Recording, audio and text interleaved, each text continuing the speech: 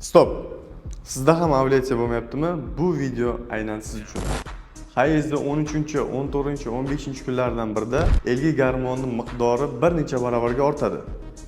Buni hisobiga esa tuxum hujayrida ovulyatsiya sodir bo'ladi. Endi elgi gormon ortishi nimaga bog'liq desanglar, ayollik gormonga, estrogenga bog'liq.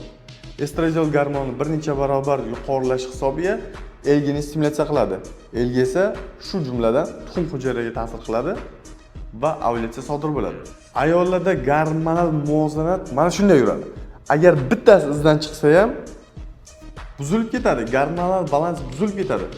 O'shani hisobiga siz hamma gormonlaringizda estradiolni, testosteronni, prolaktinni, fezga, elga hammasini bir xilda kontrol qilib turishingiz kerak. Buning uchun sog'lom turmush tarziga rioya qilish kerak, vaqtida uxlash kerak. Agar sizda ham gormonal balans buzilgan bo'lsa, bemalol direktdan murojaat qilishingiz mumkin. Qo'limdan kelgancha yordam beraman.